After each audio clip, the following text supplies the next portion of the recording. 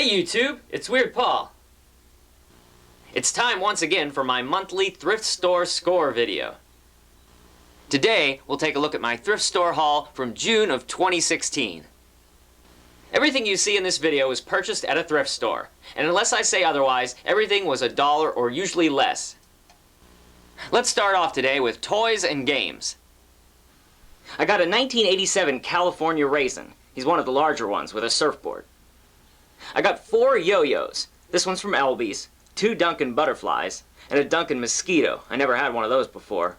I also never had a hacky sack, but now I do, if that's what this is. 2 more packs of playing cards, a Seattle deck, and famous golfers. Plus a Sega Genesis John Madden 93 game. I don't buy sports games normally, but this was in with some other stuff. Here's something that I don't find often, vintage color forms. I was excited to find this 1986 Ernie and Bert's Playhouse set for only $1. Ooh, it's a peanut butter recall, Bert. I remember them all. I also got 2 editions of the Password home game, the 1966 6th edition and the 1970 10th edition. And this Nancy Drew jigsaw puzzle. It's not vintage, but all the book covers featured on it are. For only $1.10, I got a bag of over 70 new Pogs for my collection. There's some demon Pogs. Don't take these to any church youth group meetings. I got a Yin Yang teddy bear, Rasta Thang. I love this Saturn 8-ball Pog. Got a ton of these 1994 endangered species Pogs. I'm not sure if any of them are now extinct. I also got 4 slammers. Some are Rock's upper stack. This 8-ball metal slammer is so heavy it should be illegal. I was most excited about these 4 1995 Lucky Charms Pogs. They were originally a set of 12. As a kid, on long car trips, I used to play a lot of auto bingo. You could still buy cards like these, but this one is vintage. I actually spent $2 whole on this tin of Mighty Beans. I never had any of these, and it seemed like a good price for 50 of them. I also paid just $1.19 for this bag full of American Greetings Ziggy plushes from the late 80s and early 90s. Valentine's Ziggy, Easter Ziggy, Halloween Ziggy, and 2 Christmas Ziggies. I also got another one of these VCR games that I collect. The 1985 Clue VCR mystery game from Parker Brothers, based on the classic board game. You are about to meet the suspects, weapons, and rooms of the VCR mystery game Clue. Watch carefully, and I'll be back in a few minutes to tell you about the game. As a bonus, it came with the original Carl Lormar video collection catalog. And here's a bunch more miscellaneous toys that I got. A green wind-up ladybug, a Nemo bouncy ball, 2 mini maracas, one's from Dick's, 2 of the 7 dwarves, a koosh ring, a purple skull, a pink plastic duck, some weird horse, a red ice-skating bear, a 1999 Bandai Agumon Digimon figure, a green plastic truck, a 1999 Wendy's Muppets in Space toy, and a little sandwich, just lettuce and tomatoes. I also got this strange Donald Duck figure. He's wearing some kind of camo loincloth. Anyone know where and when this is from? Let's move on now to my video finds. I got these DVDs for $1 or less each. I got the Korean horror movie Voice and 3 Japanese horror movies, Cursed, Tokyo Psycho, and Kirei, the classic horror comedy Abbott and Costello Meet Frankenstein, and a 4 horror film set of My Best Friend is a Vampire, Repossessed, Slaughter High, and Silent Night, Deadly Night 3. Plus 2 Blu-rays, the 3D version of Werner Herzog's Cave of Forgotten Dreams, and a 4-pack of the Dirty Harry collection. Here are the VHS tapes that I got for $1 each. A couple of Vestron releases, Harry and Son and Dick Clark's Best of Bandstand. A rare RCA Music Vision release of Rock and Roll the Early Days, and the 50s movie Go Johnny Go starring Alan Freed. A Warner clamshell of Bronco Billy, and this cool, still-sealed 1988 release of the Boris Karloff movie The Terror. I love this artwork. Plus, I bought this clamshell VHS of my favorite movie, Caddyshack. But I admit that the only reason I bought it was for the collectible Bill Murray card that was inside.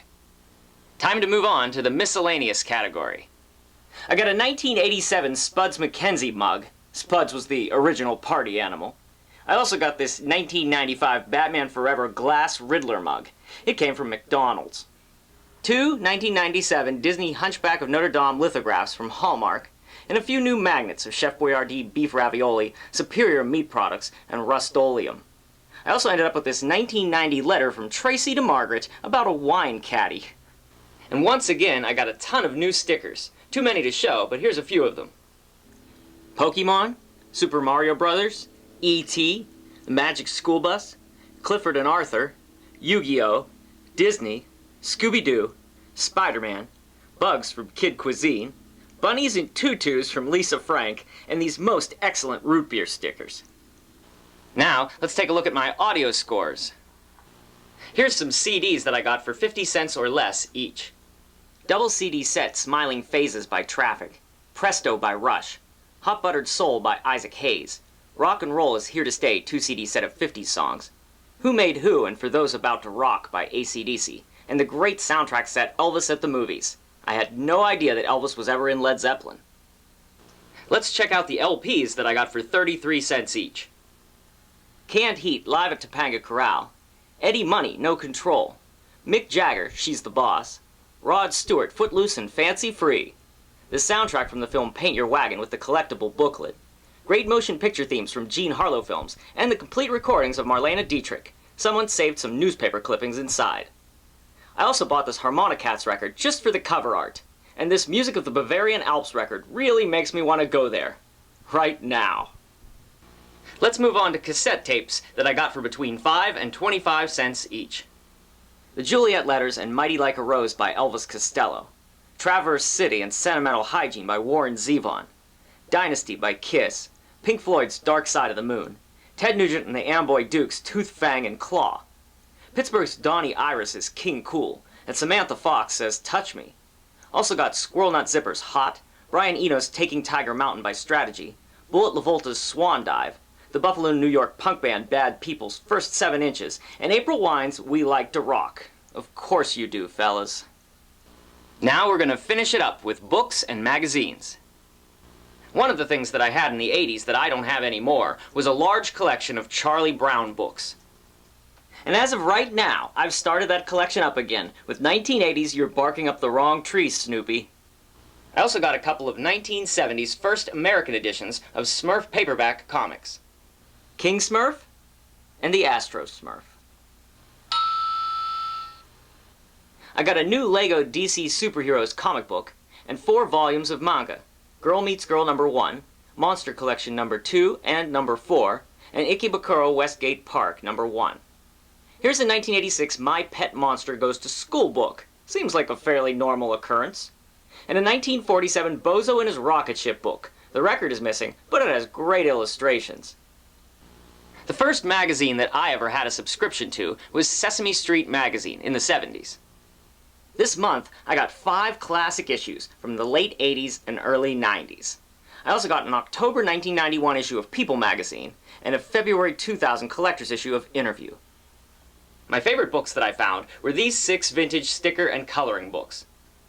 2 1984 Masters of the Universe Sticker Fun books. The Evil Olympics is unused, but all the stickers are stuck to the next page. The other one is mostly used, but the unused ones aren't stuck. I also got a 1986 Pound Puppies coloring book. Here's someone's artistic vision. A 1991 Darkwing Duck coloring book. A 1985 Inspector Gadget Goes to the Moon coloring book. And a 1986 Punky Brewster coloring book. This one's in the worst shape, but I still love it. I got everything that you saw in today's video for about $26. I hope that you enjoyed seeing my thrift store haul from June of 2016. If you did, don't forget to click on the like button down below. I'll see you soon with more memories. Thanks, YouTube.